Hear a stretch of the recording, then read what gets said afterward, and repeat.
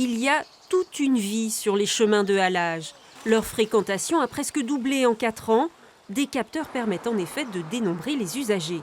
Un véritable biotope où chacun doit se frayer un passage. Pour cette famille installée à l'année sur le canal d'Illérance, ça reste fluide. Ça cohabite plutôt très très bien. Les vélos se signalent quand ils arrivent par derrière. Donc on a le temps en tant que piéton ou coureur de s'écarter. Voilà. À 2 pas de là, l'éclusier a néanmoins repéré quelques cyclistes indélicats. Il y en a qui prennent le halage pour un vélodrome, pour faire des séances d'entraînement intensives. Et il y a des... évidemment, ce n'est pas des grandes vitesses à vélo, mais parfois ils vont trop vite et il y a des familles, des gens qui se promènent. Et là, ça peut créer des problèmes, des accidents. Mais il y a aussi des cyclistes particulièrement prévenants, comme Jean-Louis, un fidèle du canal depuis 20 ans. Il s'est équipé d'une sono pour annoncer son passage depuis un accident. Un couple avec une vieille dame.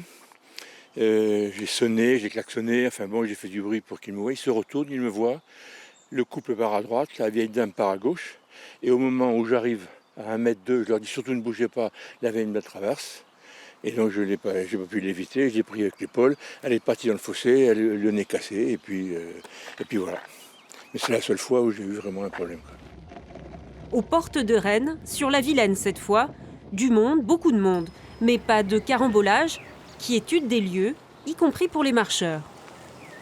Les gens respectent. Bon, on entend le vélo rouler, alors on sait que quelque chose va nous passer. Mais nous, on marche sur la gauche d'ailleurs pour voir venir en face. Christiane et Paul recommandent surtout aux cyclistes de s'annoncer avec leur sonnette. Un équipement obligatoire sur chaque vélo.